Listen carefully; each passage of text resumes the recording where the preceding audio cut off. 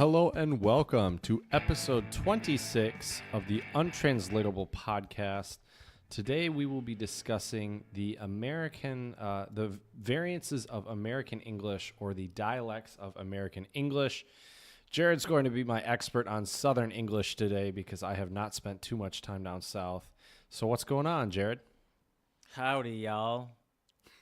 I'm out here parking my car in Harvard Yard. And it's hella fresh. Hello. That's a Southern accent for you guys. I heard a little Boston in there too, or all something. Southern. No, I'm the one teaching you Southern. All Southern. Welcome everybody. Please follow us on Twitter at Untranslatable1, our Instagram, Untranslatable Podcast. Chad and I have turned a new leaf, and we're going full force on Instagram. We're coming at you hot and furious and ferociously. Chad's pulling out pictures from 1937 of him and I'm like, I guess we can use that. Right. Hey, we were looking pretty good back then, might as well. Yeah, that's fair. All I need is for the picture to be post braces, which is easy to do. I got my braces off.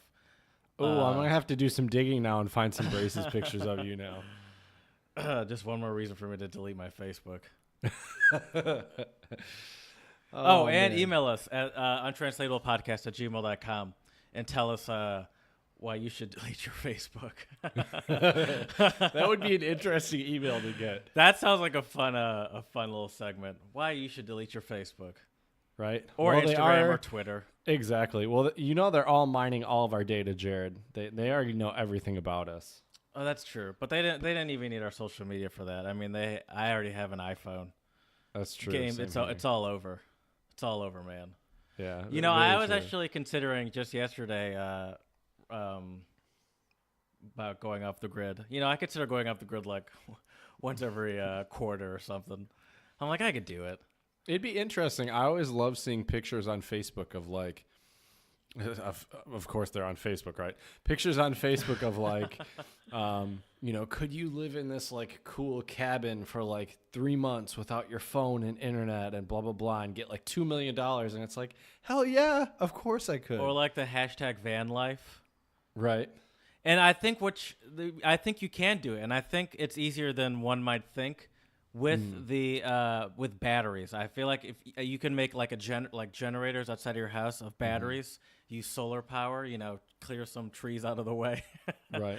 So you can get some sun. Although I guess you'd have to figure out what you do in like winter or the colder months. Go to a place where it doesn't get cold. So there you go. So live out in Cali or Florida. Yeah. Well, don't go to Florida right now because that hurricane's coming. Just don't go to Florida. Period.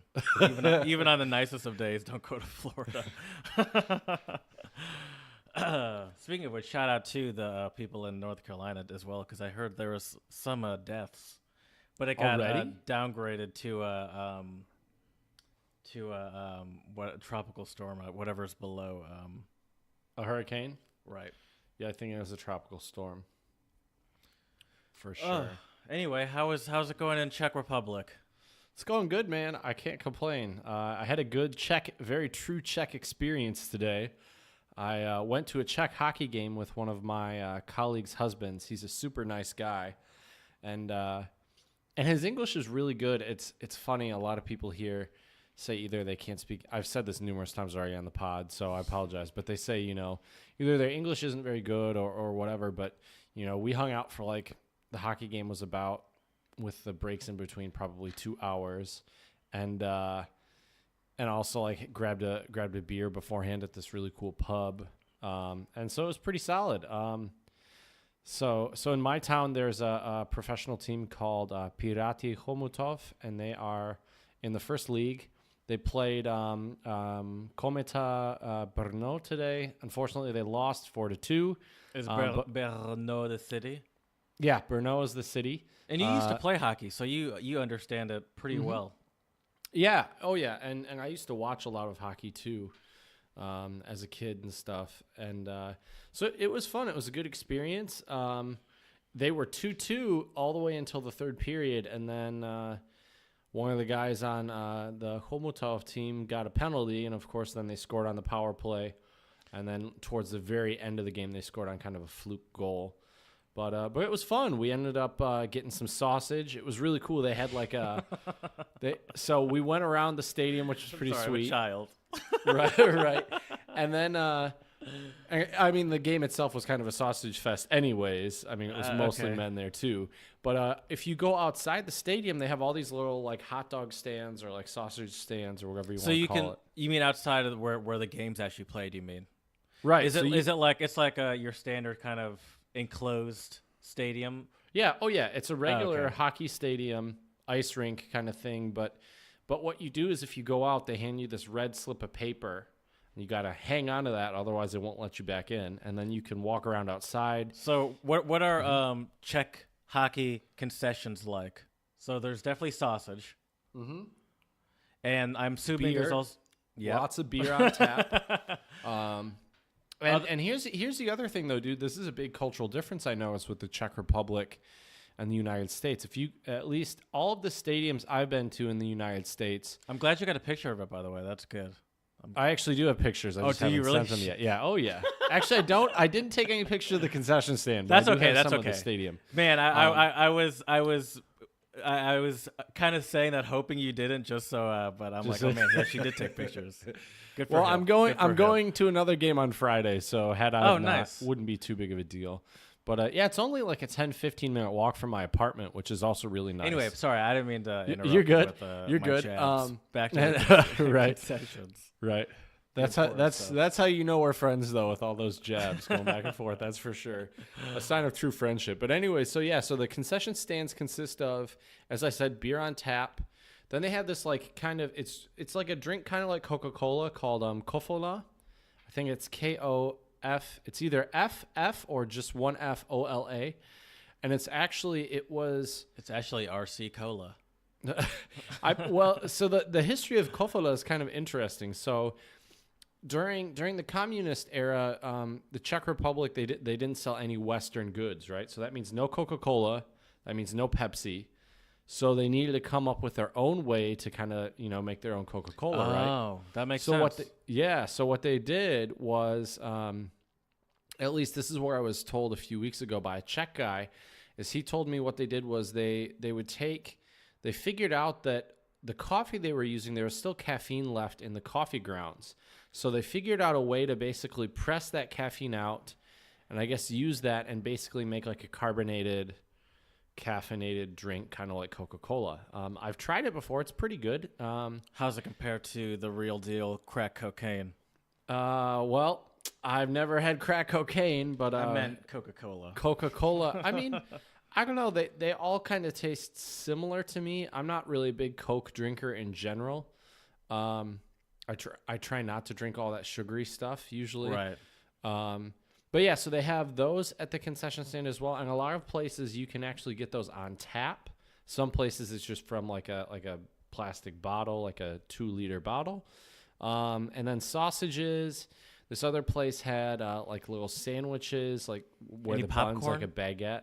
Yeah, they had popcorn. Okay. And it was funny, the little popcorn, what do you call that, Jared? Like, not popcorn container, but, like the little box of popcorn that you get. You know what I mean? Container is what I would say. Container? Okay, so the popcorn or container. Bucket? Yeah, but it was a box. It wasn't really a bucket. Okay. But it said like fresh popcorn on it. So it was like, oh. Fresh popcorn? Yep, in English. So also what was interesting was during the game, I noticed a lot of the hockey terms were the same in English. So offsides was offsides. Goal was goal. Goal was goal. Uh-huh. I feel like that's the same Pass. in a lot of languages. I don't know about pass. A lot of the symbols for like the penalties were also the same or very similar. Yeah, that makes sense. Uh-huh. Yeah. What was the vibe like in the audience? So this was actually the season opener. So I thought it would be pretty hype, but believe it or not, it wasn't sold out. But what was cool was it reminded me a little bit of like a soccer stadium. On one side of the rink, you had the away fans, and they had, like the scarves and like drums, and they were like cheering like crazy, and they had their own cheers. Now on the other side of the rink, there were the home fans, and they also had like scarves and drums, and were doing all sorts of cheers and stuff. So that was cool. Okay. But I sat right in the middle of the rink, which was really nice. I mean, it was a perfect view. It's So I gonna wasn't be with all the hooligans. I'm gonna laugh when you come back to America and you're still like keeping up with the Komatov hockey team, and you're like, Dude, I probably will. I probably will. And I'm like, I gotta stop following Chad on Instagram and Twitter. It's just all Komatov It's all Czech. hockey. It's all Czech hockey, right? I feel like, Chad, get a life. Like, I quit doing our podcast so I could watch the hockey games. Oh man, Started a Czech hockey podcast with some Czech dude. I'm like, all right, that's cool. All right, exactly. whatever. But what I thought like was a good really podcast. interesting. You guys have a lot of followers. Exactly. I mean, it probably would be popular in the Czech Republic because there are a lot of hockey fans. I'd believe it.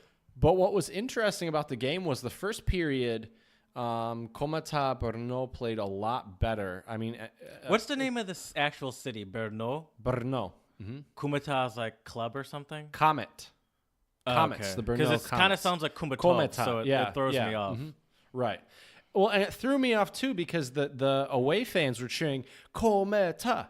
Kometa. Oh, right. And I thought they were saying Komotov. And I was like, why are they cheering for the home team? That makes no sense at all. But yeah, so what was interesting though about the game was Pirati, the team from Chomutov, they were the clear underdogs in the first period. They did not play very well. Second period, it was funny. The guy I went with, he told me, he was like, they always play better in the second and third period, I promise. And second period, they scored 2 goals fairly quickly. All right. And so it was a good game, though. It was a lot of fun. Didn't learn really any Czech words from it. Well, I learned one Czech word, which will be my word of the pod. But other than that, I was hoping I'd pick up a couple more things. But it was a good experience, though, man. I enjoyed it. So it wasn't like a rowdy bunch. You weren't like No, because I wasn't sitting where like the home, like I was sitting with the home fans, but not like the deep in the section, not like the student section. Exactly, exactly. Okay. And I That's tried cool. to explain. I tried to explain that to some of the students at my school, and also to the gentleman who took me to the game today, because I feel like pro sports in America are definitely. There's like a good atmosphere, but I feel like sometimes it's even more hype during like college games. Yeah, probably. I'd say so. There's also more people usually at a college game. Right. At least if you're going to like some, the biggest ones. Oh, for sure. If you go down south, like a Bama game or a Clemson Michigan. game. Oh, yeah, Michigan or Michigan State. I mean, those games get huge, especially. And what's crazy, though, too, I think, with a lot of the college Michigan games has in the the United... record, I believe, for the biggest Yeah, they do. Oh, for sure. I mean, there's a reason why they call it the Big House. occupancy. Yeah. Right? But, yeah, all those poor, disappointed fans. What can I say? I gotta throw my jabs as a Michigan State alum. What can I say? It is funny to me, too, just to, like, watch, on once again, Facebook or whatever, watch Right. all the fans get so excited, and me not being a fan of either of them really, but just knowing how Michigan seems to be every year and just being like, why are you guys even bothering to get your Right. hopes up? Right? It's like, why do you do man. this to yourself? I don't understand why you do this to yourself. I see. That's also what I think is funny. Like I see all these, just same as you, all these posts on Facebook, and since I grew up right next to Ann Arbor, I have a lot of like people who have just Right. been Michigan fans all their lives, even though they may have never studied at U of M, which is fine. It is what it is. There are a lot of I think fans out there like that everywhere. Is it fine, Chad? I mean, I don't know. I guess it is. I mean, you can like whoever you That's like. ridiculous, yeah. Because as you said, some of these games are even bigger than NFL teams. Oh, for and sure. and people don't always choose their NFL teams just based off of where they're from. True. Good point. So Good yeah, point. I think it's unfair to say you have to have gone to a school to be a fan of it. Because if that was the case, half of these programs wouldn't even exist anymore. If it was only like if you're only Right. running off people that used to go there. Oh, for sure. But at the same time, U of M has a huge alumni base. I mean, it's one of the for biggest sure. in the I country. mean, I'm yeah. pretty sure. Yeah. Oh, is it really? I didn't I'm know that. pretty sure. I thought so. At least that's what. Well, that's what someone from U of M had told me years ago. So I don't know if it was a biased opinion or not, but I don't know. I mean, if you go to any of those games or the tailgates, I mean, it's utter chaos, and it's like that too at MSU. But it was just interesting, like trying to explain this to my students and some other people in the Czech Republic because they don't really have college sports at all. So for them, I think it's hard for them to kind of grasp the magnitude of it.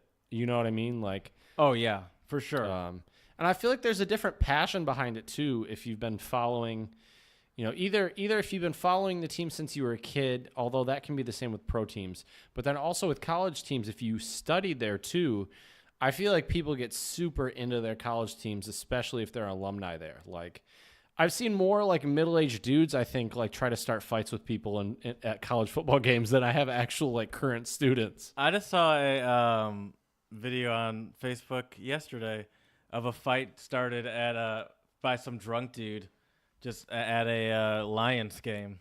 Oh, I saw that too. And the dude he was like fighting another Lions guy. Yeah, and he was just getting the shit beat out of him, and he just kept going back. And they're like, stop. And he's like, right. Well, this dude keeps getting back up. The dude should stop. Right. Oh, for sure. And he was clearly drunk, like he could barely stand up. I feel like why else would you fight with somebody and keep going back to it? You gotta be drunk or under some kind of pride. Pride is a powerful thing too, I think. I feel like pride's even worse though when you're drunk. Yes, that's true. Yeah, I'd give you that for sure. I think that's the lethal combination of the two. But I think you could be sober and still have that pride, or you could be drunk. Oh, for sure. And then that brings out the pride as well, and then you have that combination that turns you into a mean person. Right. Yeah, I feel like alcohol can bring out the best and the worst in people. What are what's Kumatov's colors? Red and black. That's not a bad guess. Their colors are like a navy blue and red and white, I believe. Are you so you're going to this next game with the same dude? Yep. All right. Going on Friday. We play against the Liberec Tigers. So Liberec is the city. Yep. Mm-hmm. That's I think more in the north of the Czech Republic, kind of north central, and we're more northwest. But yeah, should be a good time. Hoping to get another Coldbasa, which is like kielbasa. It's a sausage. And it reminded me a lot of Germany though, man, because like you get it with like the mustard and then like a piece of bread. Yeah, I mean that makes sense. That's I never asked that, but that's kind of just what I assumed how it happened. Mm-hmm. Yeah. Oh yeah. That kind of seems, and it's also so close to Germany, which I keep forgetting about. Right. I mean, yeah, literally you drive over the mountains and you're in Germany from where I live. It's pretty crazy. Right. Well, I kind of want to say enough about that. Let's talk about America, the most important country in the world. Sounds good. Oh wait, speaking of America, actually I want to add a couple things before we get into our main segment. So I forgot to mention this on our notes, but so I had my students ask me anything in class just as like an icebreaker. Reddit style? Yeah, I literally told them, I was like, if any of you know of Reddit, like I'm going sure by they the do. same rules. And so what was really funny though was one of my classes, the teacher actually left the room for a minute. I don't know if she like went to the bathroom or what she was doing, but they like all like cracked this big smile right as the door shut. And I was like, all right, you guys, like ask me anything, like your teacher's gone, fire away. Of course, the first question a student asks me is how old I was when I lost my virginity. How old are these people? These students are 16, 15 to 19 or 20. Oh my gosh. Yeah. So I mean, they're like high school. Did you tell age. them? I mean, I went by the Reddit rules, my man. I did. I should have lied. I should have been like 26. That would have been way funnier. Do you see any rings on these fingers? Right. Well, and then another student what asked kind me of if I had any fucking teacher kids. game is this, Chad? I guess not. I guess not a very good one. I don't know. That was the first question. That was literally the first question this one student asked me. But then a couple questions later, this one student asked me how I felt about Donald Trump, and then This is not good. And then I asked them. I said, "Well, right." And then I asked them, "Who do you think I voted for? Do I look like a Trump supporter or a Hillary supporter?" And dude, I kid you not, there were 16 guys in this class. Oh my God. All 16 of them thought I voted for Trump. So I don't know what that says about me or what that means. But then when they all raised their hand, I said, okay, why? You have to tell me why, because so good. yeah, so all 16 Oh of my them. God. And the answers I got were hilarious. Oh my God. One student, this is why I wanted to bring this up, dude. 'Cause isn't this crazy? one of my students said, well, Donald Trump's a man and you're a man, so that's why I think you voted for him. And That's I was it? What if I was there? I don't know. And then another student said, which I thought was really funny. He goes, I mean, that's not a bad reason. It's just you need a little more than that. But right. that is a Oh, yeah, valid that's- reason. right. That's a pretty one-dimensional reason. I would agree with you. But then another student asked me, he said, or I asked him, why do you think I voted for Trump? And he said, well, you look like you like to have fun and have a good time. And Donald Trump's kind of a funny guy and kind of a clown. So maybe that's why you voted with him. And it was so Is he calling hard you for stupid? me. What? Is that him calling you stupid? Maybe. I don't know. Could be. You look like a fucking idiot. Right. But then what's interesting is then I asked the students what their thoughts were in this one class. That's not how the AMA works. And, I guess you can. I guess that's fair. Well, I'm their English teacher, my man. I'm trying to get them to speak English too, not just me talk at them. You're also all trying hour. to deflect it off of you. Right. It's getting a little heavy. Right. But I had to like try to explain to him like kind of why there are so many people in the States who are very against him and then very for him, which was kind of a complicated answer to give. But what was interesting was almost all the kids, and these were younger kids, so I would guess these were 16, 17 years old. All of them liked Trump and said he was doing a lot of good things. I didn't probe into it very much because we didn't have a lot of class time left.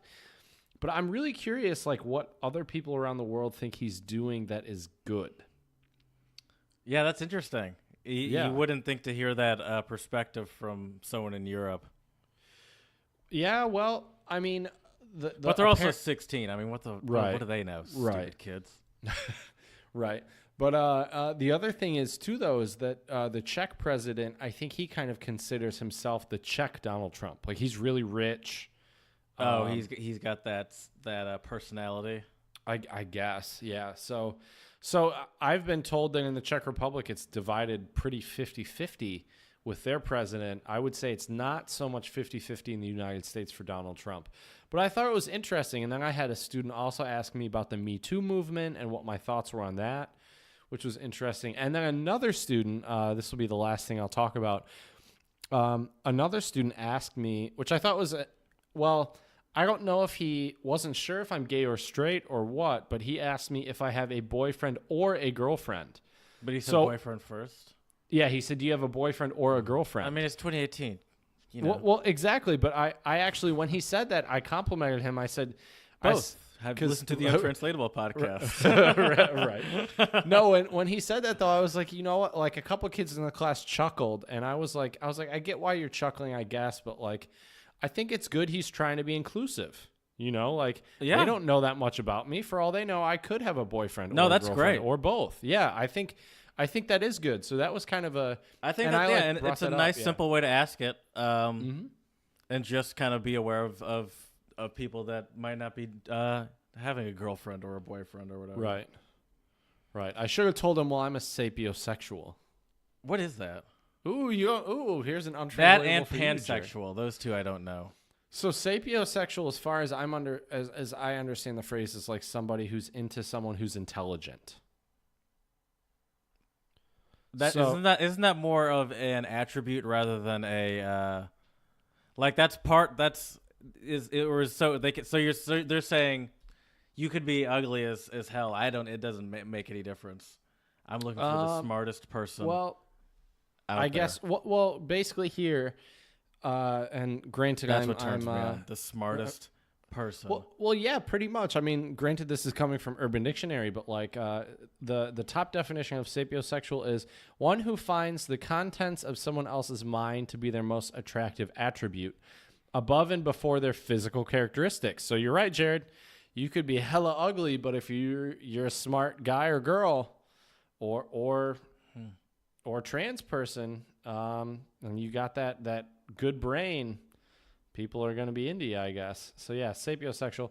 And then pansexual is you asked about pansexual and I did. I guess I could have done exactly what you're doing right now. Right. Well, I think pansexual is basically you don't really care about the person's gender. So basically, if you met somebody that was very gender ambiguous, I guess I don't know if that's the correct term, so I apologize. Fluid. Well, gender fluid, I think, is a little different. Okay, Gender fluid is like you can go back and forth, I think. Like Right. one day you could be a guy, that one day makes you're a sense. girl. I'm talking about if you saw somebody and you weren't sure if they were a man or a woman, and you were like, well, I don't care. I like them for whatever. That would be kind of like a pansexual, I guess. Or according to Urban Dictionary, right here it says the ability to put your hand down somebody's pants and literally like whatever you Okay. find. So there you go. There you go. I mean, But that's the basically, yeah, you official don't care about definition their right there. gender. What? That's the official definition. For sure. I mean, Urban Parada. Dictionary is always exactly. Urban Dictionary is always where I go to find my legit definitions. For sure. Well, Jared, what do we got coming up for our listeners now on the pod? Well, we're talking. First of all, we're talking America. We're talking dialects, and we've got some untranslatables. You've got some. You got some region specific ones, I believe. Not quite. Mine are just more so, just kind of general Okay, American gotcha. phrases, and I want you to translate them. And for our I have a listeners. couple just good old fashioned untranslatables to keep us on our polyglot toes. Right. Yes, nice. Well, here, do we want to start with some of the American ones then, and you can end with the classic untranslatables? Sure. All right. So, the first one, let's see here, because a lot of these are idioms. Let me. Okay. Here we go. Let me see it. Oh, darn it. 1 second here. Well, not in I the could have just recording. started with one. I'll start with the Russian one. Okay. And it's V Nogak Pravdi Niet. V Nogak Pravdi Niet. Niet means no. That's very true. Mm-hmm. Babushka means grandma, I believe. Okay. And Privyet is hello, I also believe. I think so, yeah. That's all I know. Okay, nice. What Oh, does and that da. phrase mean? Is yes. Uh-huh. There's no truth in standing on your feet. There's no truth in standing on your feet. Can you give me a world-class example, Jared? I think I can, yeah. So, I come visit you in the Czech Republic, and I walk into your apartment for the first time, and I'm standing there, having a conversation with you, just talking, and you say, "Oh, come on!" You pull out a chair. You say, "There's no truth in standing on your feet." So it's like take a seat, like make yourself at home. Yes. All right. It's essentially a gesture of hospitality. So you're saying, sit down and relax, make yourself at home.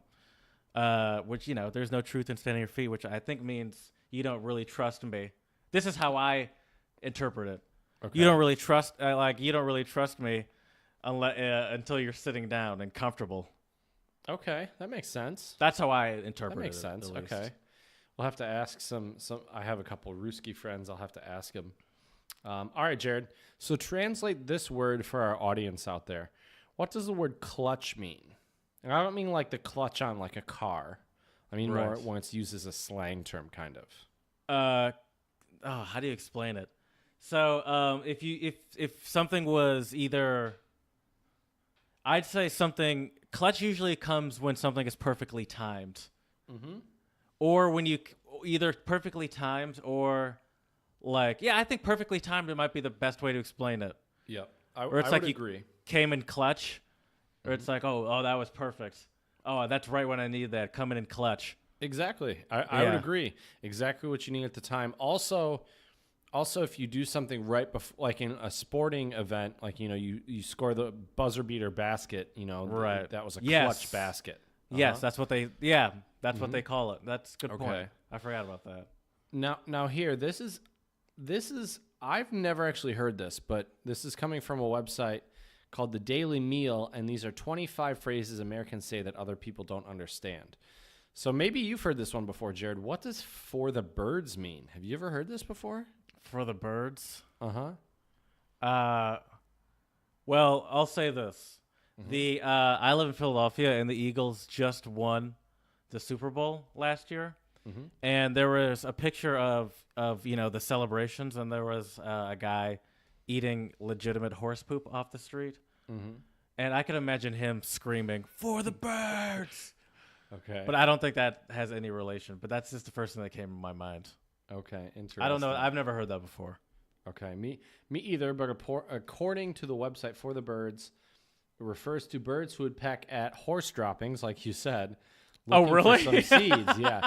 It means whatever you're talking about is useless nonsense. Okay. How about going postal? I do know where that comes from, and I'll tell you a fun fact about that that I wonder if you knew. Okay. So going postal means going crazy or going insane. And do you know where that phrase comes from? I mean, I do because I have the website with it in front of me, but go ahead and tell me anyways. But it comes from a post offices that were shot up. And like in the 80s and 90s, I believe it was, there was a lot of post offices getting shot up. Do you know one of the more famous hospitals, post offices that got shot up? Was it in Philly? No, it was in Royal Oak, Michigan. What? No way. Really? I lived literally a minute down the street from this place. I mean, it happened in 91 and I lived there 3-4 years ago, but it's not, but yeah, one of the, and there were 2 shootings in Michigan. I think there was also one in there's one in Dearborn as well. And so Michigan had 2 of them, and I happen to live right around the corner from Royal Oak. Is a city for the listeners. Is a city in the suburbs of Detroit that is popular for us Michigan people. Right. And that's one of the places that and apparently let's see. 5 people were killed in that post office. Oh wow. And so now people use it as just a general blowing up, going crazy. Right. But it does come from there being a string of post office shootings from 86 apparently to there's one in 2017 as well. Would you look at that? Oh, bummer. I'm not surprised though. Oh, there were 2 in 2017. I take that back. Damn.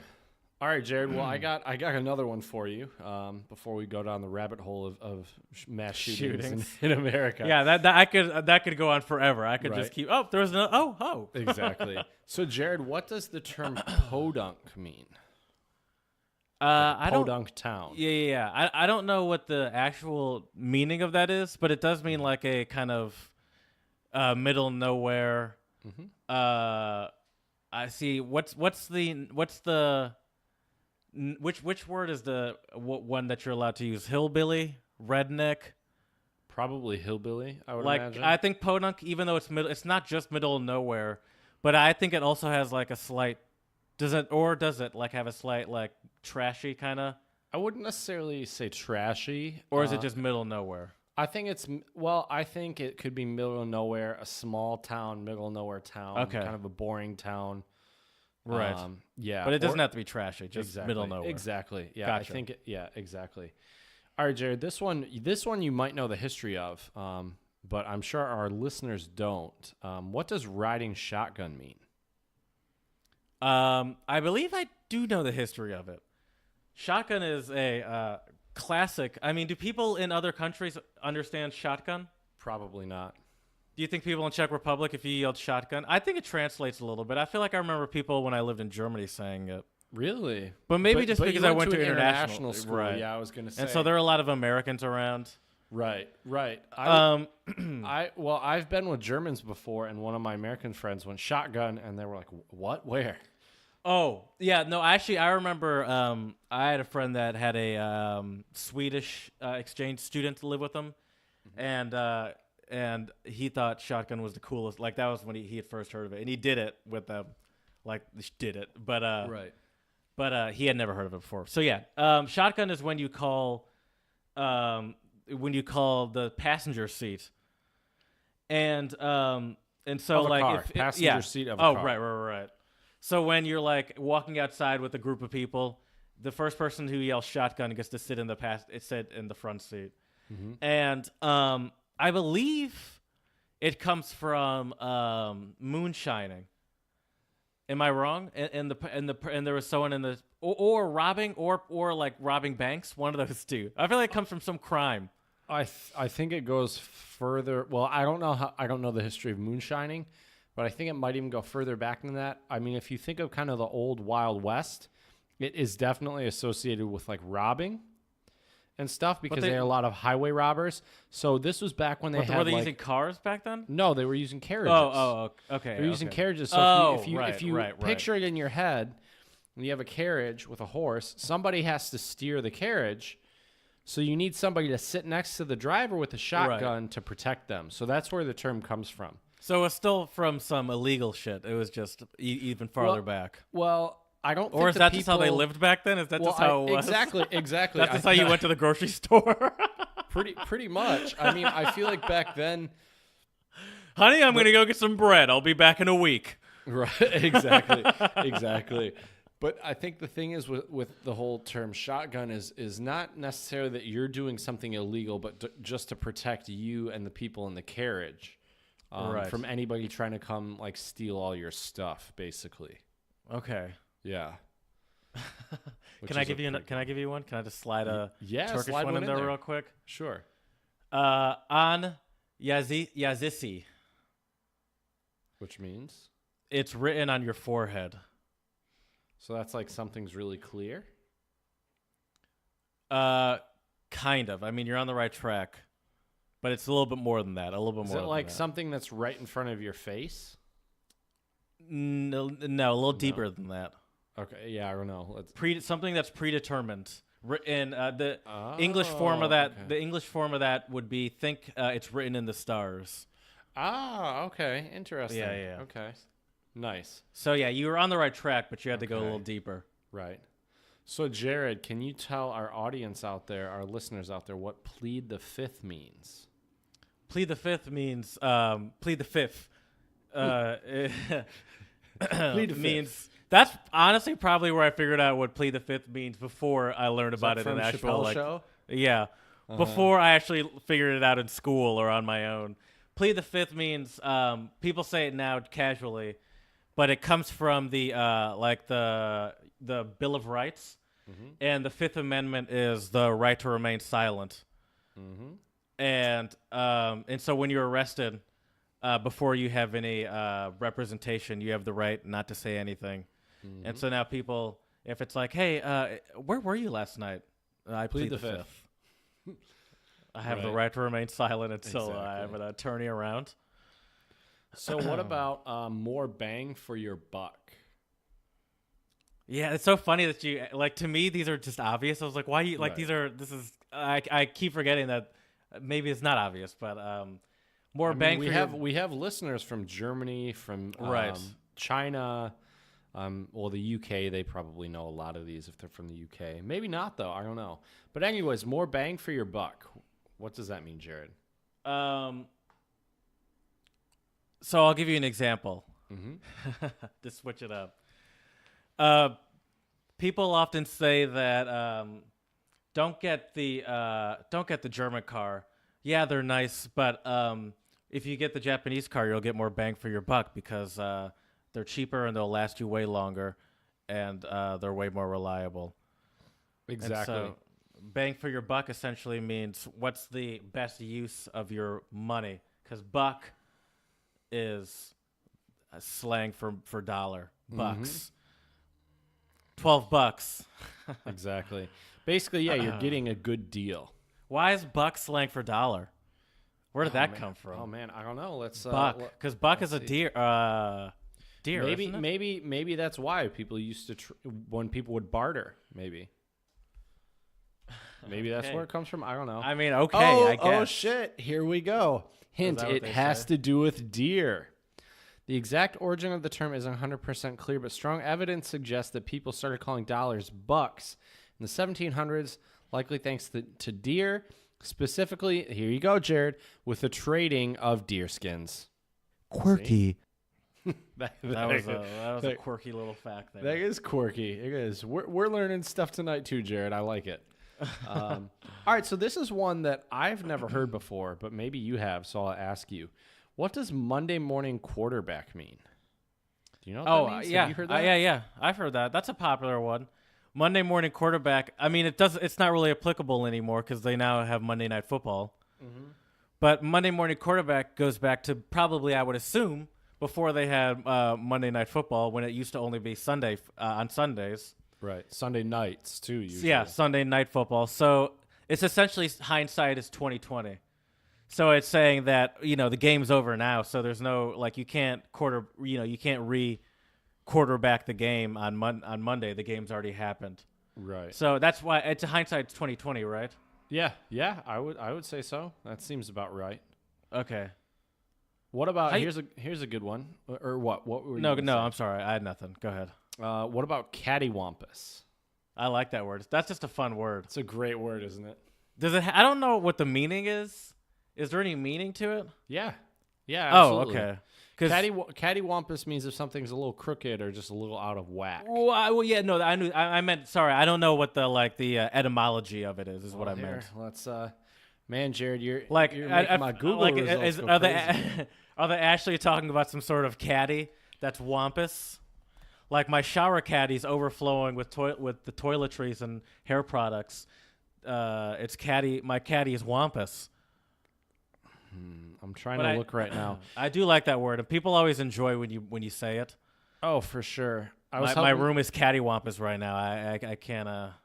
Right. I was helping my girlfriend move into an apartment a couple months ago, and her bed frame was a little cattywampus, and her dad was helping us move, and he was like, "Yeah, that's a little cattywampus. You might want to." And I was just like, "Yes, like it's such a great word." So here, apparently, cattywampus, it may derive from the Scots word wampish, meaning wriggle, twist, or swerve. Okay. But I don't know where the caddy comes from. I couldn't tell you. Well, maybe a caddy. I mean, a caddy is something that you hold something with. Right. Oh, so true. Maybe your caddy is a little out of whack. Right. Out of whack, excuse me. Right. Can I slide another one in there? For sure. Go for it. This one's Arabic. I'm not sure where the what country claims it more than the other one, but it's Arabic nonetheless. Niul tur yuulo elbu. Elebu is probably what it'd be. Neul tur yuulo elebu. Okay. And the literal translation for that, Arabic would be a fun language to learn. My computer just went to sleep as I was about to read that. All right, here it is. Of course it did. The literal translation is when you talk to someone who can't understand. Oh, oops, excuse me. I was telling you the meaning. What do the words mean individually? We say it's a bull. They say milk it. Huh. We say it's a bull. They say milk it. Think about it. When people aren't agreeing on something or they don't see eye to eye? Yeah. I'm going to give you that. Ooh, all right. It's essentially when you talk to someone who can't understand you or can't see your logic. But I'd say yeah, yours also fits. Okay, nice. It's like I'm telling you it's a bull and you're telling me to milk it. Like we can't have a conversation. We're talking about two different things here. It's like, no, I'm telling you to get off. Oh, for sure. for sure. You just, why don't you understand me? This is clear. All right, Jared. So now I got some words for you that are slang terms from different states. So I did have some regional ones. I forgot about these. I'm not going to do every state because we would literally be here all night. But I want to give you some that I think the are first interesting. 5-hour podcast. Exactly. I've actually listened to a 5.5-hour podcast before. Oh wow, dang! All right, Jared. So this is from Florida. What do you think a sun shower means? Is that then the devil's beating his wife? Well, first, yes, and you gotta explain to our audience what that means. As they say in Hungary and in the South, the devil's beating his wife, which means it's raining and the sun's out. Mm-hmm. Is that what a sun shower is? Yep. Yes, sir. Mm-hmm. All right, you know this one because they say this. This says it's from Georgia, but I believe they also say this in Louisiana. Mom and them. Mom and them is just mama and them. Mm-hmm. That's and them is and them. It's like the whole family. Right? Yeah, it's just everyone, yeah. Oh, did they say that specifically means the whole family? I think so, yeah. Mm-hmm. Okay. I guess that makes sense. Whenever I hear that, it means general, like there's not really anyone that it means in specific, you know what I mean? Right. Unless I guess that makes sense. Yeah, sometimes that makes sense. I have some uncles that have a lot of like kids. And sometimes no, that's fair. Yeah, you're right. All right. I had to think about that one. I guess I've never heard it explained to me. I just always heard it and I don't really think about it. But yeah. Right. Well, yeah, you've heard it in I had to talk context, it out. Excuse right? me. Sorry about You're that. Good. You're good. You're good. All right, Jared. So this is like a big Midwestern thing. It says Indiana, but we also say this in Michigan. Can you translate this this great phrase, this great Midwestern phrase for all of our listeners out there? The phrase is "ope." Ope. Mm-hmm. Is that like oops? Yeah, Or like, basically. excuse me? Or like, Yeah. Yep. I think that Is that a thing that we do? Oh, for sure, dude. If I didn't know that was a Oh yeah. I mean, I do that all the time. I Right. didn't know that was a Midwest thing Apparently that we it's do. a Midwestern thing. I did a little research and I gotta like, cut that out. even on this website it says this No, I'm phrase kidding. is a charming exclamation and is a guaranteed sign someone grew up in the Midwest. Really? So there you go. Yeah. And it's funny because there are memes online that will say, "Ope, I'm just going to sneak right past you." Yeah, of course. If I had $1 for every time somebody said that to me in Michigan, like I could buy a nice house here in the Czech Republic. I did not know that was a Michigan, Indiana thing. Right? And All right, Jared. now that you hear it, it makes sense though, because it is just like it's just like a friendly "excuse me" almost. Right. Oh yeah, for sure. Ope. Oh, let me sneak right by you. Right. Oh, All I'm right, right here. Jared. What does this is from Kentucky, and what does a Kentucky waterfall mean? It's That not a sounds like what you get sexual at act, the- I was gonna unfortunately. say, I knew that you sounds were like what going You get there. to like the champagne room of a very trashy strip club. Not quite. It's a little more innocent than that. a Kentucky waterfall. I would say you could. I would say you could say this in front of children, so it's not nearly as dirty as you think. I don't know what a Kentucky waterfall is. Kentucky Is that waterfall. do they say that in Kentucky? I mean, that's what this website says. Okay. It says it's so know this and the website. Right. Sorry, that was an it accident. is quirky. I need to figure out my desk better because I always put my hand down gently and I realize I'm putting my hand down straight onto You my usually have a soundboard. weird the timing isn't too bad usually though when you accidentally No, it hit did them. fit. It did fit, but But, that was an accident as well. It's just so me yeah, not paying so- attention to where I put my hands. So a Kentucky waterfall is it's actually a mullet. That's funny. Apparently, yeah, isn't it? That is kind of quirky. It is, isn't it? All right, so you know some people from Massachusetts, Jared. What does wicked mean? Wicked. It's just like a. The game was wicked. right. sweet. What's the? It's just like a not exaggeration, but like a Intensifier. intensifier. Is that what yeah. is that what you'd call it? Yeah. I was gonna say like an exclamation or something. Be more But it of was an just like intensifier, very or yeah. like super or like awesome Yeah. or like a wicked smart Exactly. Wicked or, funny. or just wicked. right. Which I think probably has some English etymology from it because I believe in England they do say wicked. I think so too. I bet you that might be where that comes from. Probably, yeah. Damn British. Let me see if I can find any other good ones. Oh, so Jared, if you go to Mississippi, what is a buggy? A grocery cart, shopping cart. shopping cart. Good job. They call it a buggy. They call I it think a I buggy. used to call it that when I was a Really? kid.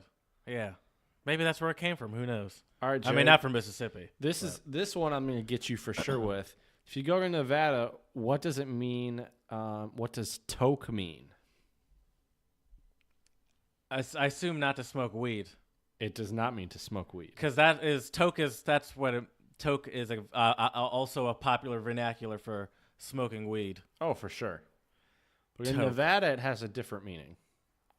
All right. Well, hey, for people going to Nevada, keep that in mind. Don't make that mistake. Right. What is a toke? What does is it mean? When you tip a casino dealer.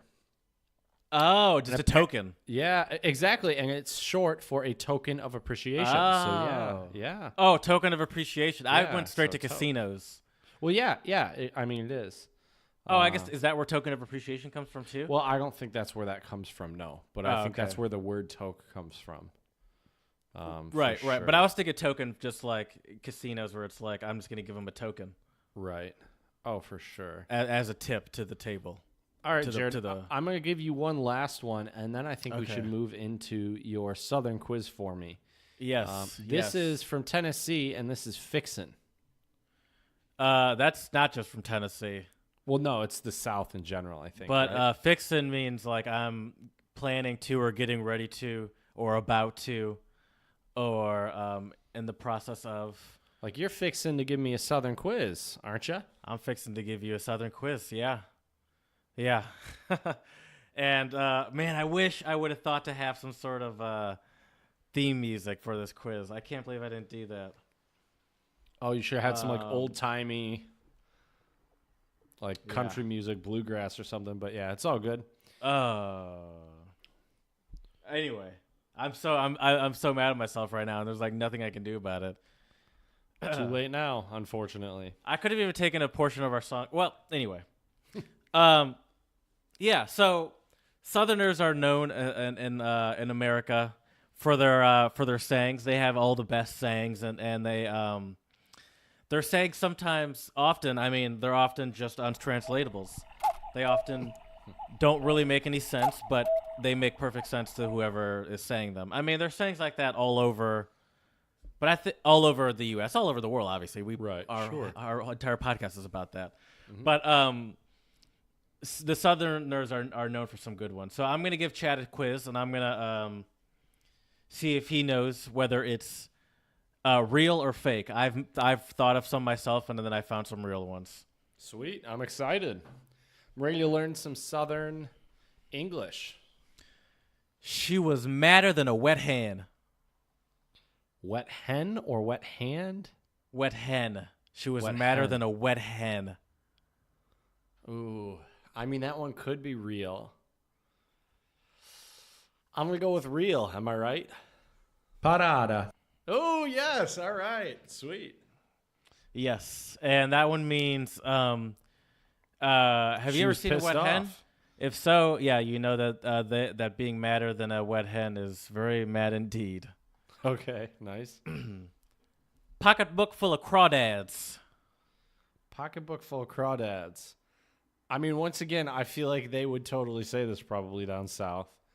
So I'm going to go with my gut and say it's real. No. Oh, and I'm gonna got that gun loaded. And I'll tell you how you can know that would be fake. Mm-hmm. In Louisiana, they do not say crawdads. They say crawfish. Crawdads is a Michigan thing. Oh, wow. Okay, good to know. Good to know. Okay. Yeah. So they would not say crawdads. Slipping on gator piss. Can you just say that one more time? Slipping on gator piss. I'm going to say that one's fake. Yeah, that's fake. Parada. That was just fun to write, though, and fun to say. Right? I hope that one becomes real.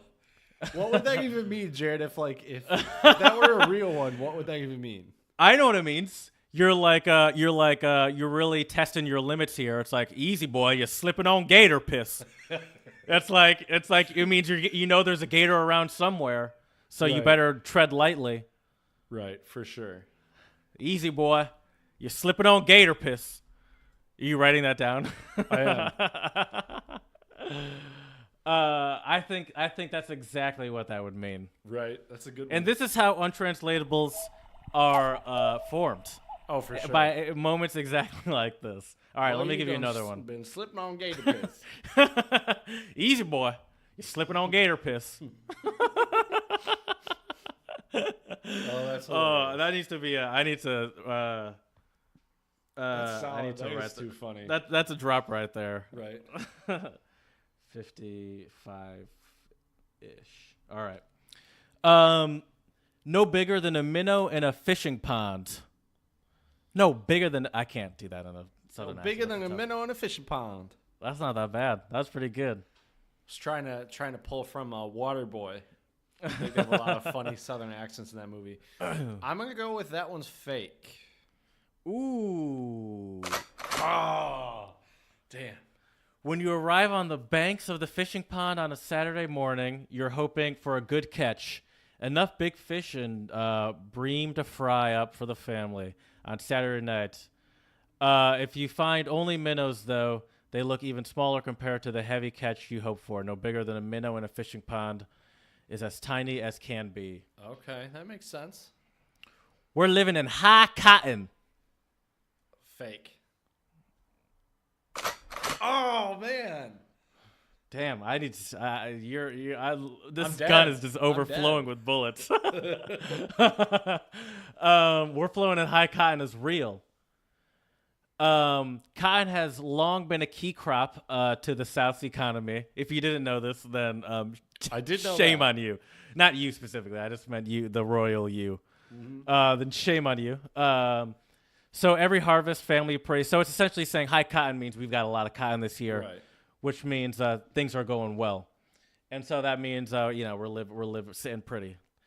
Mm-hmm. He could eat corn through a picket fence. He could eat corn through a picket fence. Fake. Chad.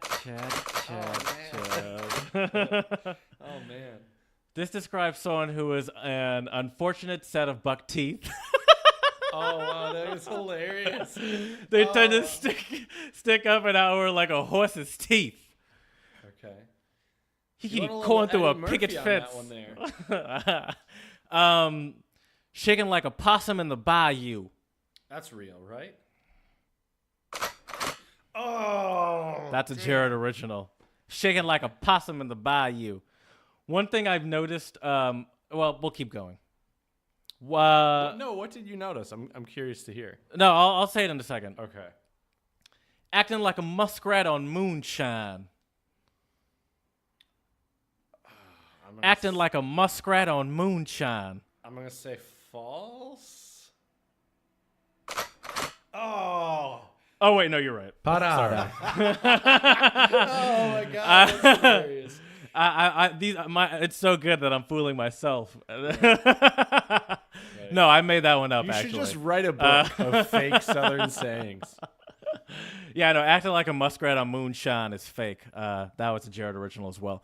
What I was going to say before is one thing I noticed is that both of my my two fake ones, I had four fake ones in there. I had the Crawdad one as well. But there was slipping on gator piss, which is great. Right. Oh, that one's perfect. And then there was also shaking like a possum in the bayou. And I'd almost say that those things are similar. Oh, I would say so. I mean, they're both fake, but I feel like they're both alluding to similar things. Shaking like a possum in the bayou is like a possum shouldn't be in the bayou. Right. And it's going to get eaten by a gator. That possum slipping on gator piss. Exactly. Yes. And that concludes the Southern phrase quiz. Very nice. You were terrible at it. You are not failed. prepared for the South. Well, Jared. And you know what? The main reason I'm happy that you're terrible at it is because that means I wrote some convincing fakes. They were really convincing. Good job. Slipping on gator piss. That is just hilarious. That is too good. All right, Jared. Well, I got. Well, first of all, I want to ask you, how many dialects do you think there are of American English? I'm gonna say that there's probably a upper East Coast, full East Coast. There's probably a Boston. All right, that's good. If I do it by hand, I'm gonna say just give me a number. Right. Give me a flat number. 25. Damn. According to what's the guy's name? 1 second. According to Who dat? Exactly. According to Robert I'm Delaney from Long Island University, Okay. there are 24 different English dialects in the United all States. right. There you go. So you have Upper Midwestern, although Chicago's a little different. You have Rocky Mountain dialect. What's that like? What do they? How do they talk there? Let me look and see. I could also actually tell you that. I'm not sure. Then I think you I have the answer to that question actually. Right. Then you have a hold up. Let me zoom in. My old eyes aren't. There we go. Okay, so Upper Midwestern, Rocky Mountain, Pacific Northwest, Pacific Southwest. Although like California has a lot of its kind of own specific dialect. Then you have Southwestern, Gulf Southern. Ooh, Louisiana is its own I was just about dialect. to say that. I have that map too. I wasn't looking nice. at that when I guessed, by the way, but I do North have that map. Midland. And it is interesting that Louisiana gets its own little thing Right. there. Right, and then you have Southern Appalachian. Yeah, there's a lot of them.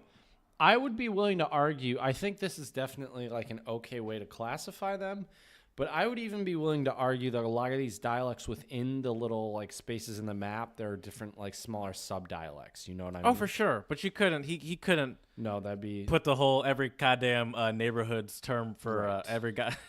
Right. This is how they say syrup in East Tremont Springs, Nebraska. Mm-hmm. That was just a made up city that I. So yeah. What are some? Do you have accents that you? For example, let me just start by saying this: South Jersey, Philadelphia, Pennsylvania has a very specific accent. I don't like it. Okay, why is that? I don't know. I don't like it. Just But you don't I like just the don't. sound of it, or...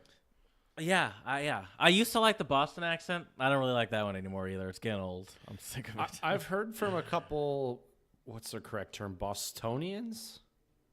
Yeah, beanheads. I've heard from a lot of them though that like the Boston accent you hear and on like television or radio or wherever is super exaggerated. Oh, for sure, of course. Yeah. I've been there. I've been there a couple times. Right. And it's not like everyone's just walking around. I think pocking calves. I think also the New York accent is kind of interesting. New York. I can't really do it, but you know what I mean. Sometimes I get New York and Boston confused. I'm going to be completely honest with you. Okay. I feel like they're a lot different though, for sure. But if I just hear someone, yeah, they are different. But if I just hear someone, I'll be like, I'll think Boston or New York and be like, oh no, it's the other one. Wow. Right. That was, embarrassing to who, but you know. Right. You do know why the Louisiana is by itself though, right? Because of the French influence? French and because of the Creole. Mm-hmm. So, I have some maps here, and I want to go through some Southern phrases and where they say it. Okay. Go for it. That'd be great. So, most of the U.S. says "you guys," but there is a very clear line. You could almost call it the Mason-Dixon line. Okay. That separates it, and then they say something completely different. Can we post these out on our Twitter page? Sure. I think this would be interesting for our audience, for our listeners to actually be able to see these maps that we're talking about. Sure. But yeah. Okay, so is the line between you all and y'all, or what is it? You guys and y'all, yes. Oh, okay. And there's a clear split between Southern and there's some like you in there where they just say you, but that's tiny. Okay. Another what do you say? Do you say you guys or do you say y'all? I say you guys. I actually say y'all. I'm kind of weird. Okay. My sister says y'all. I guess most of my family does. But here's another contentious one in the streets. Mm-hmm. Carbonated beverage. Oh, I will fight you over this, Jared. I'll fight you. I call it a carbonated sugar beverage. Right. I call it What pop. do you call it? Pop. Okay. People in like Texas or down south, they say I want a Coke and then they ask you what kind? Yes. So especially so that happens and according to this map, it's a good bit. I'd say most of Texas. Some of Texas apparently they say soda too. Okay. But most of Texas they're saying Coke. and then also all of Louisiana, all of Georgia. And I believe a lot of that starts from Georgia because Coca-Cola is headquartered and started in Atlanta. So I think a lot of that Coke starts there just because, like, for example, in Atlanta, there's essentially only Coke. You're not really drinking Pepsi in Atlanta, I believe. Right. So I think a lot of it starts from that's there. where the headquarters are, right? Yeah. And then there's soda. Did we say soda? We did not. Isn't that what you say? I do say soda. I don't know. Now, people do shame me in Michigan. But yeah, pop is very Midwestern. But apparently, according to this map, they say pop all the way over to Washington. I don't know if I believe that. Washington State. So it goes from Michigan to Wisconsin and all those upper states, the Dakotas and Wyoming, parts of Colorado apparently, all of Wyoming, all of a good bit of Idaho, and most of Washington is saying pop apparently, which I did not know. I didn't either. Interesting. All right, I got a question for you, Jared. Okay. So, do you say caramel or caramel? I say caramel. Is that a regional thing or is that it's just a regional thing? So, okay, it looks like more so in the north and Midwest and even west. And I'll send you a link to this map as well. We say caramel with 2 syllables. However, once you get more into Kentucky and further south, it's caramel with 3 syllables. So that's kind of interesting. How do you pronounce the word B-E-E-N? Ben. Ben? Okay. I've been doing my homework, Mom, I promise. Right. Okay. Yeah, I guess I would say Ben. He's been doing stuff lately. What would you say? No, I'd say Ben as well. But apparently some places they'll say bean. Yeah. And so weirdos. Right. Ben is more common in Michigan and Wisconsin. But then once you get into Ohio, Indiana, and other states down south, it's more like the I and sit. What are those things that you drink water out of that are notorious for being covered in germs? I say water fountain, but don't some people say bubbler? There's a tiny amount of people that say bubbler in a good bit of Wisconsin. Okay. And then there's like a tiny bit, I don't even know what state that is. New Hampshire? Okay. I don't know. Huh. But then it's between water and drinking fountain. Drinking fountain is West Coast and Michigan.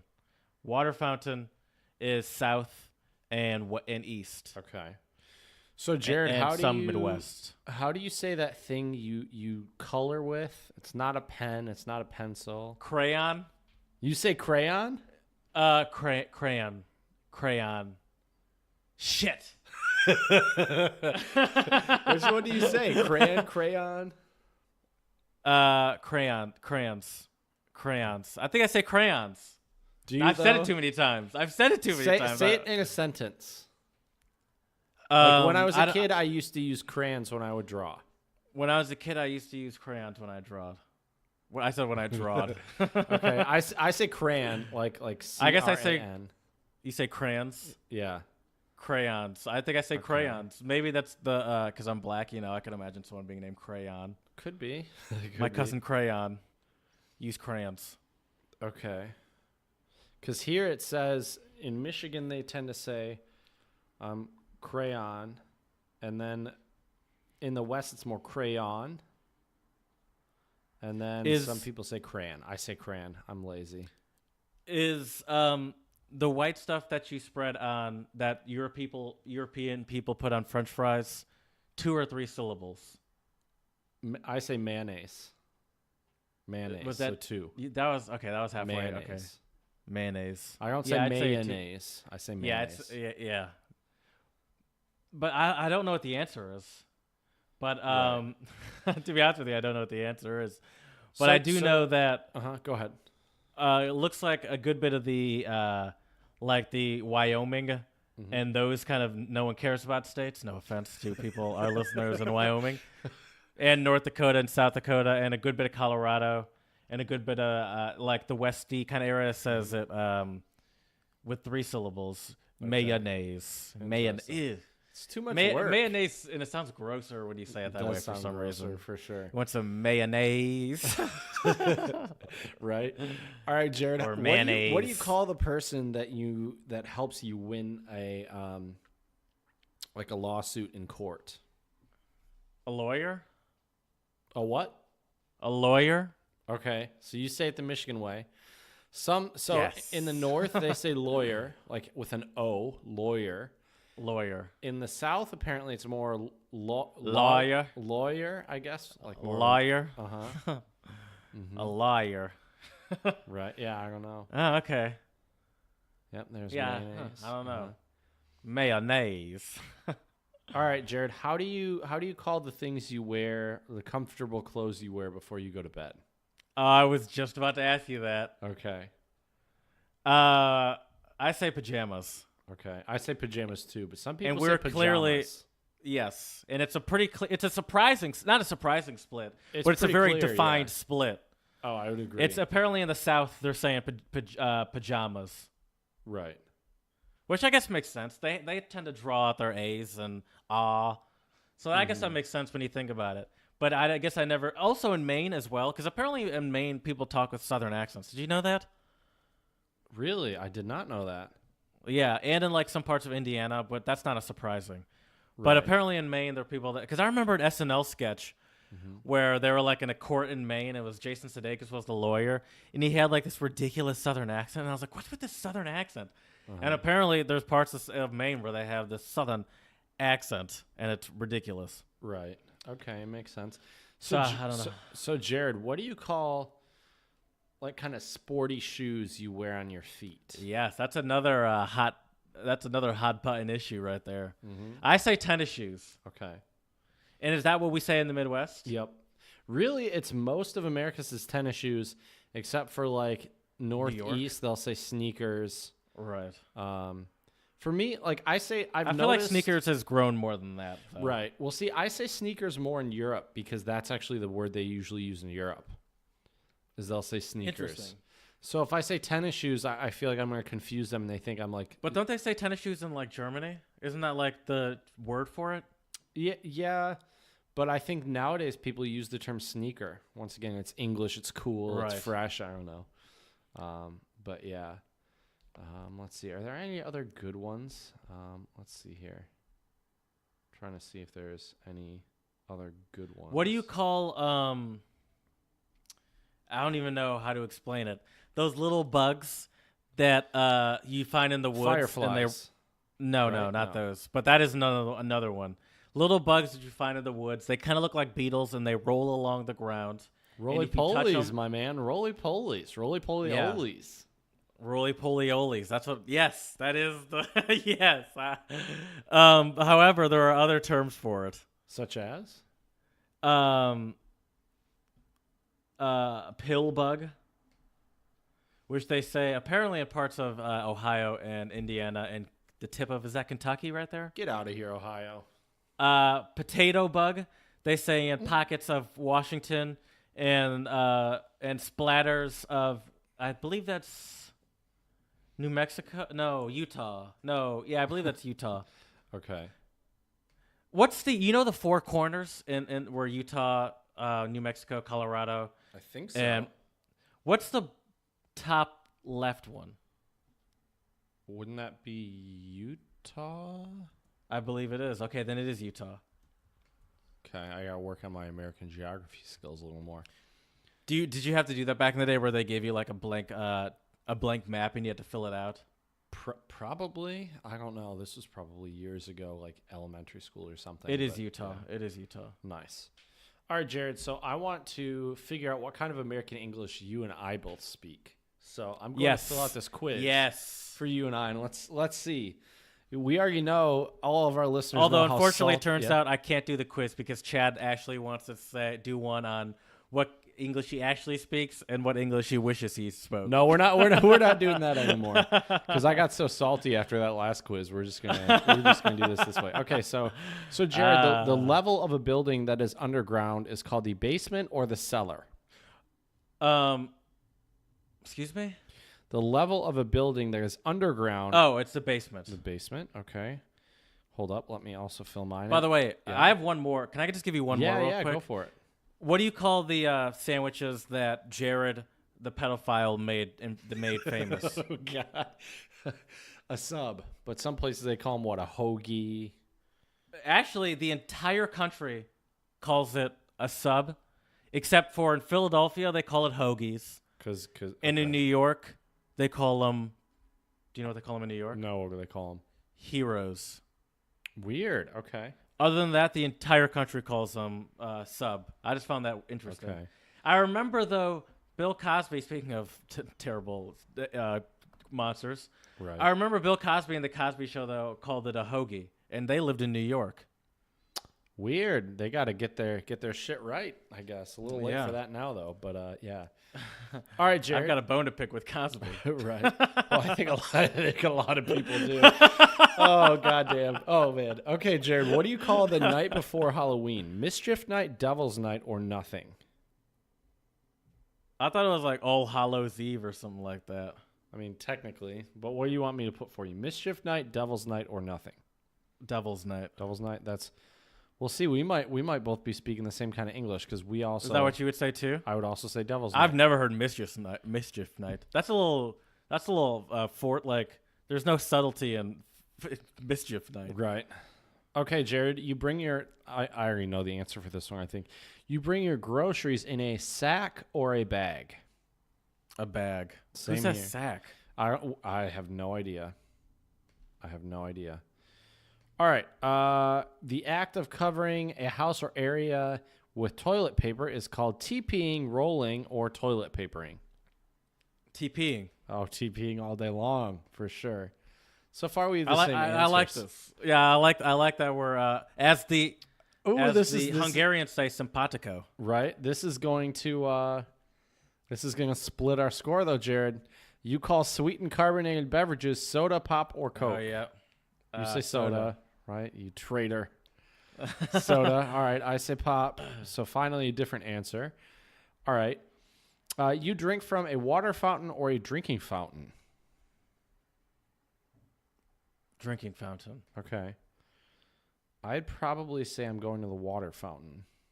Water fountain, drinking fountain. I feel like I'd use it interchangeably. Yeah, me too. All right. We tend to call the sweet spread on top of a cake frosting, icing, or both. Both. It depends on what it is. Right. Icing is hard. Frosting is softer. Right. I would agree. I'm going to put both as well. Those are two different things. Yeah, I would agree too. That's a bad question. Do you use the word cruller? Cruller. Yes or no? I don't even know what that is. Me either, my man. I'm going to look up what that is. Cruller. Yeah, I don't know what it is either. Cruller. Oh, it's a donut. Oh, okay. What do you... Oh, it's one of those donuts. It's the glazed donut that looks like it's but it looks like a glazed donut when you see it, but it's also like woven, you know what I mean? Oh, yeah, I know what you're talking about. So, Jared, what do you call a traffic situation in which several roads meet in a circle and you have to get off at a certain point? Do you call it a rotary or something else like a traffic circle or roundabout? A roundabout. Yes, is what I would call it. Yeah, I would call it a roundabout. Traffic circle is what they call it in do they call it that in England? Traffic circle. Sounds British. I don't know, though. What do you call an easy class? A blow-off, a gut, or a crip course? What? What do you call an easy class? A blow-off, like a blow-off class. Oh, okay. A gut, or a crip course? Like blow-off. Yeah, I would say blow-off, too. I've never heard of a crip course. Me Are you either. dead? Right. This is so easy, a dead person can pass it. Right, maybe. If it's raining while the sun is shining, you call it, I'm going to answer this for you, the devil is beating his wife is one of the answers. You want me to put that one for you? Sure. It says the devil is beating his wife, a sun shower, or you have no term for it. I'd say I'd go with the devil's beating his wife. Okay. But that is clearly stolen from the South. 100% stolen from the South. But that's the beauty of English, man. You can speak kind of bits and pieces. So What do you call something that is diagonal from you? Kitty corner, caddy corner, or diagonal? See, I would say diagonal, but That's only because I don't want to say kitty corner. Okay. But I feel like that kitty corner is what I grew up hearing the most. Right. Same here. I would also say diagonal. I just don't want to say kitty corner. Right. So what's the four-wheeled contraption you push around your groceries in? A carriage, a buggy, or a shopping or grocery cart? Grocery cart, shopping cart. Okay. One of those two. You work Carriage. out. Who's calling it a carriage? I don't know. You tell me. You work out in sneakers or tennis shoes? Tennis shoes. Tennis shoes. Okay. I would also say tennis shoes. I thought you just said you say sneakers. I said I use it more in Europe because people here say sneakers. Okay. Y'all just rolls off your tongue or is not something you say. It does kind of roll off my tongue, but it's not something I say. So I'm going to say not something I say. Okay. But I can say it very naturally if I wanted to. I say it fairly frequently. Y'all is also great for teachers. Mm-hmm. Because teachers are saying you guys constantly. Exactly. Plus, not to be one of those guys being all nitpicky, but you guys, is, I think in a way, I mean, it means you all, but like, what if your class is all ladies? Right. Y'all is a little bit more gender neutral, in my opinion. Okay. Right. So the second syllable in pajamas should sound like the A in father or the A in jam. So pajamas or, A in jam, I would say the same.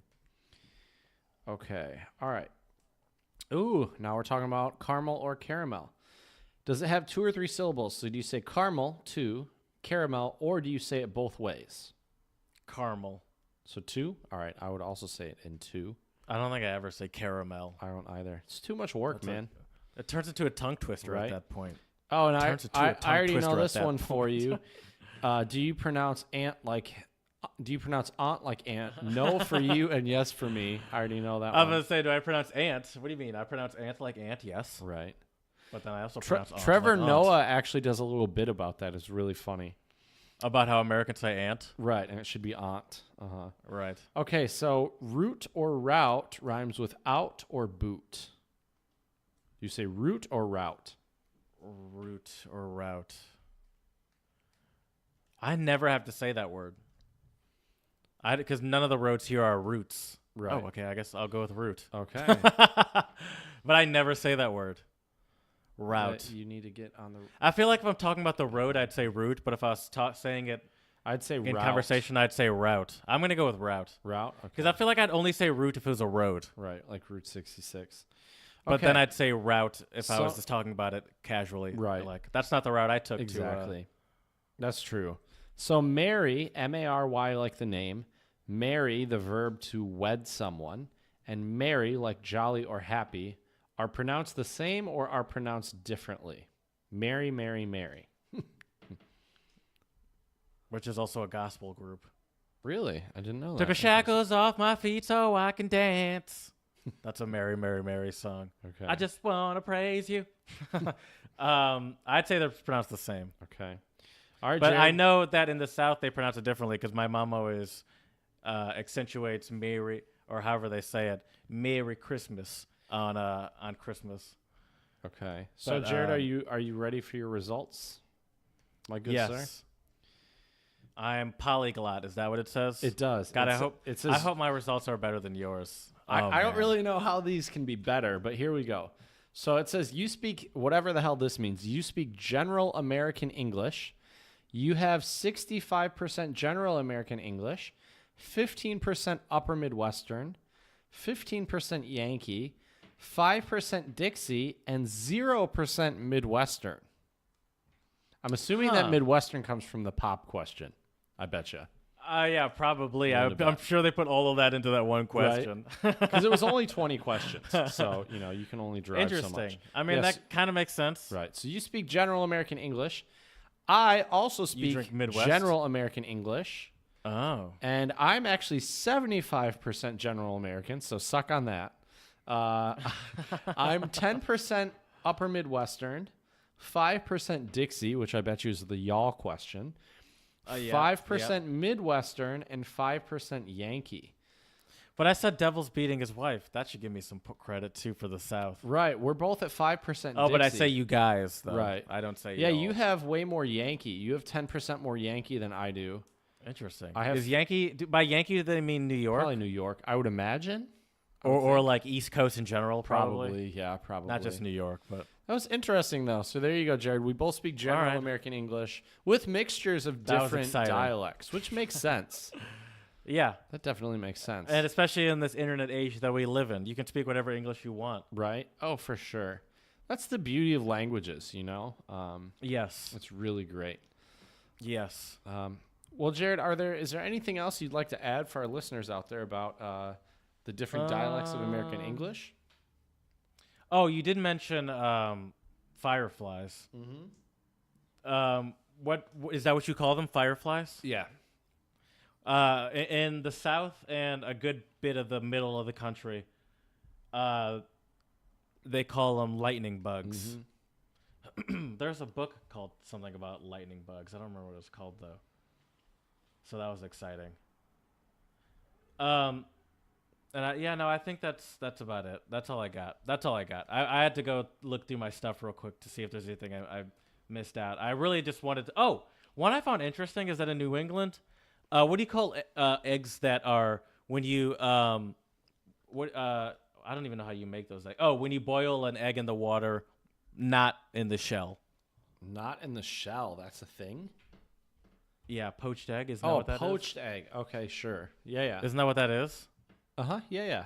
Uh-huh. Okay. In New England, they call it a dropped egg. Interesting. Okay. Fun fact.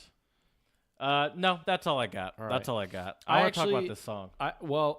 Let me I do want to, since I did get some Midwest in my quiz results, I do want to talk about a couple Midwestern things that we do say. We talked about ope earlier, which I feel like is pretty common. That one I did not even realize until you said it. Then I was like, yeah, no, I definitely do that. So Jared, do you know what does it's spelled here Jeet, Jeet. What's that mean? Jeet. Jeet. Jeet earlier today, or are you still hungry? Oh, is that a dialectual thing? Yep. Mm-hmm. G earlier today? Yeah. Did you eat earlier today? Yeah, no, I did. Yeah, for sure. Yeah. So that's a Midwestern thing. Yeah. Okay. For sure. We already Did you talked eat about yesterday? pop. Or yesterday? Apparently, puppy chow. You know what puppy chow is, right? Like the snack. Yeah, that's definitely a Midwestern thing. Can you give our listeners I some barely insight, even knew what or- that was. No, I mean I can, but I think it'd be better if it came from you because Okay. I know what it is, but I'm not by no means a Okay. expert. Well, first of all, shout out to my sister because she makes the best puppy chow. But puppy chow is basically like Czech cereal with melted chocolate, peanut butter, and powdered sugar. Yes, It's delicious. yeah. It's absolutely delicious. I'm Yeah. trying to think if there are any other. Oh, and here's another very Midwestern thing to say, Jared. You betcha. You betcha. Mm-hmm. Yeah, I mean that's a stereotypical one. Right. You betcha. You betcha. That's like a Fargo-esque. Right. Uh, Oh, for sure. For sure. Well, anyways, I think that's enough of our American dialects for this episode. Let's get into the song of the pod, Jared. Can you introduce it to our listeners out there? the song of the pod is Bofu Safu, and it's by Amadou and Miriam.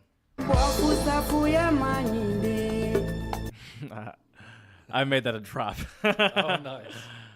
I love how you should have seen Chet's face, everyone. I really it You surprised scared me a little bit. I wasn't ready for that. And they're from Mali, and they're. What did you think of the song before I get into it? No, well, I'll explain it first. Okay, go for it. It's got a very 70s vibe to it. It's a disco vibe, I would say. And there's a guitarist that's Amadou. That's the dude. He's a guitarist and he's a singer as well. And he actually plays with like this metal electric guitar. Like it's an electric guitar, but it has like a kind of a metally sound to it. And do you know what I'm talking about? What was the name of the song again, Jared? Bafu Safu. Bofou Safou. And for everyone else, follow us Untranslatable 1, and I will tweet out the link to the song so you guys can also listen to Bafu Safu. Are you gonna get us in trouble? I think that's fine. That's like 3 seconds, if that. Right. I'm trying to look for the guitar right now. 1 second. You're right, though. It does have a very disco-y vibe to it. But it's really cool. Were you able to find the lyrics by chance? I found some of the lyrics. They translated some of the stuff.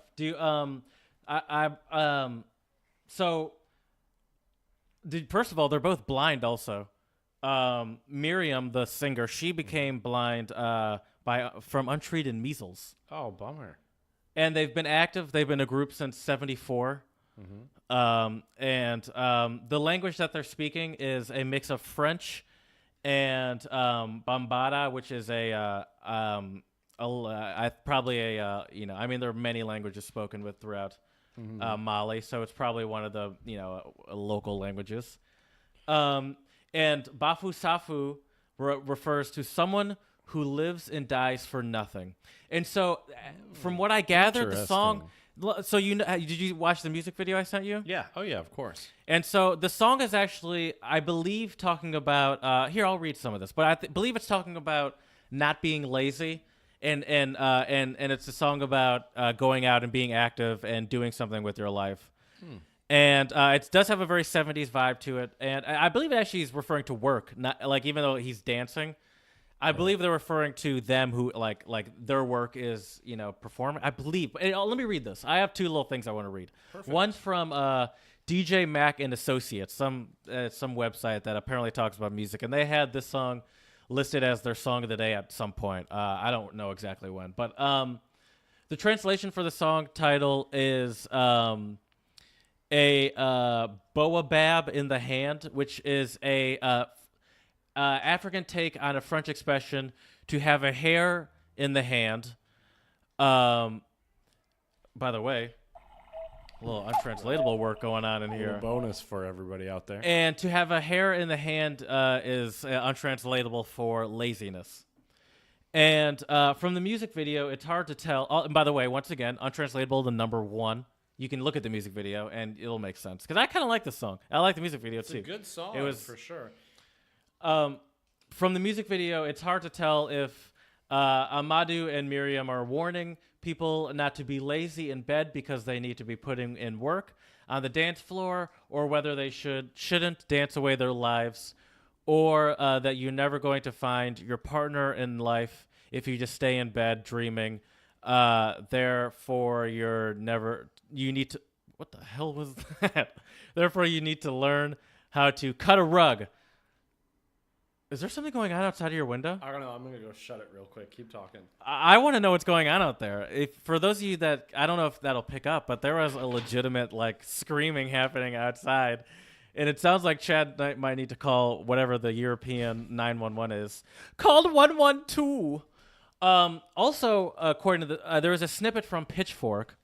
And in Pitchfork, they said, in Bambara, the dominant language of Mali, so it's Bambara is the dominant language. It's not just a language spoken there. It's the main one, other than French.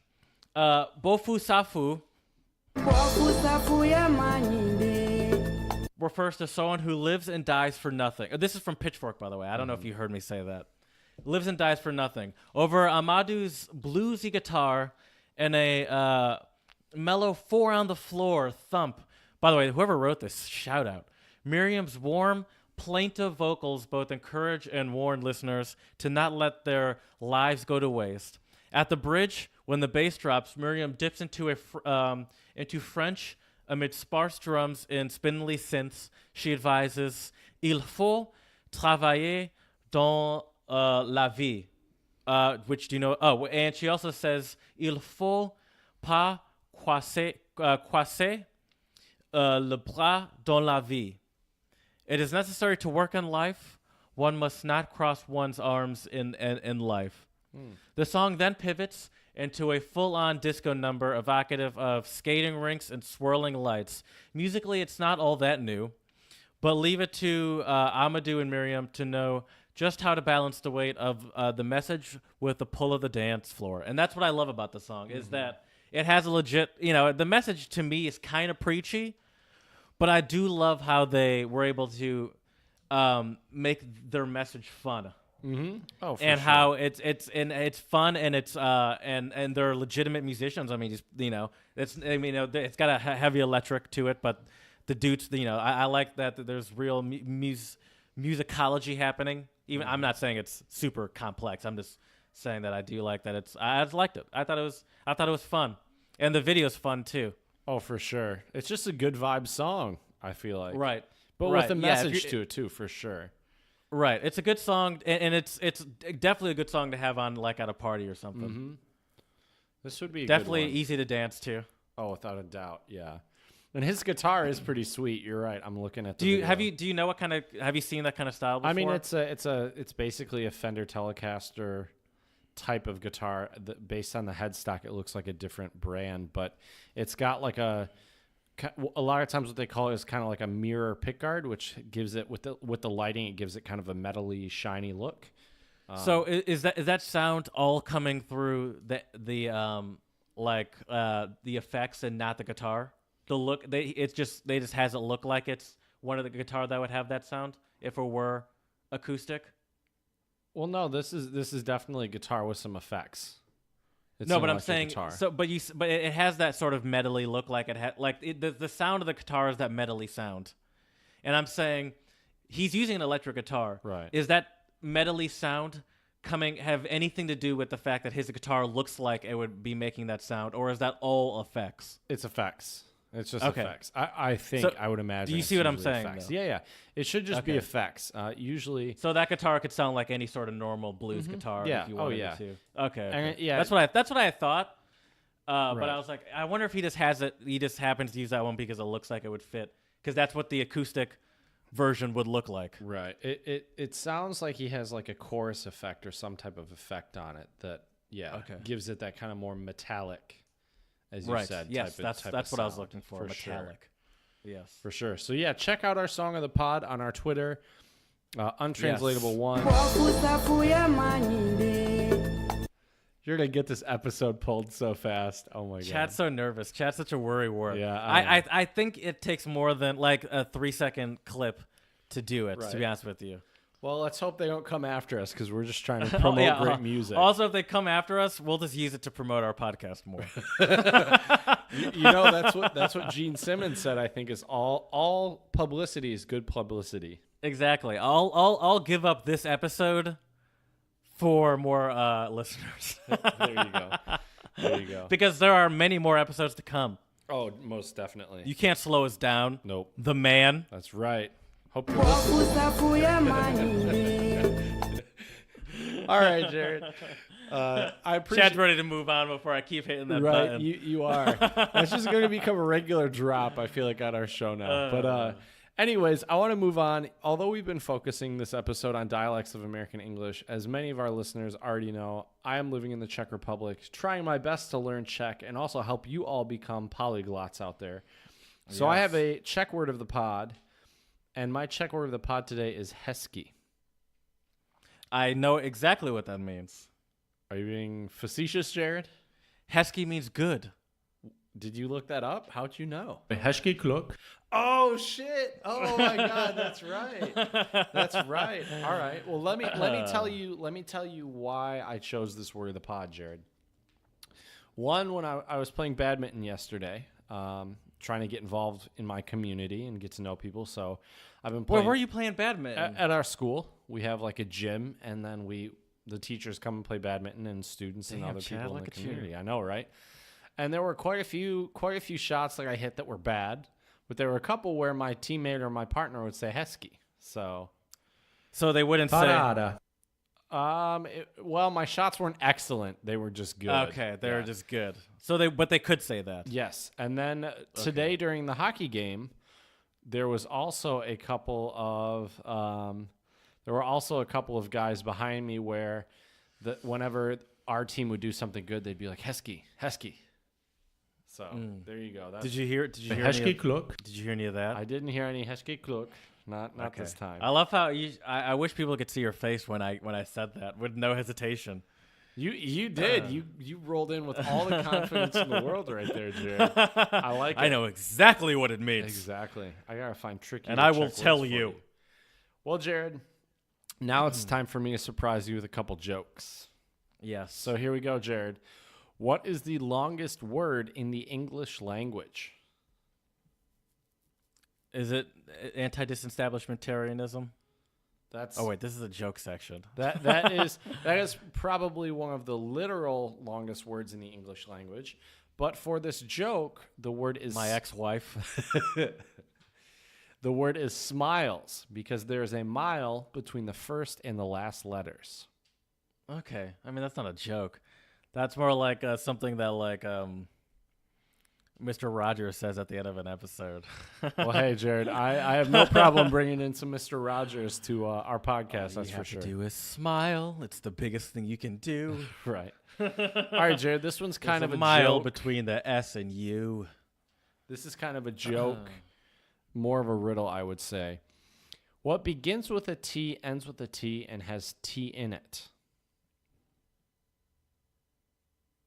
T. T doesn't end with T. Teat. If you have T coming out your teats, you might need to go see a doctor.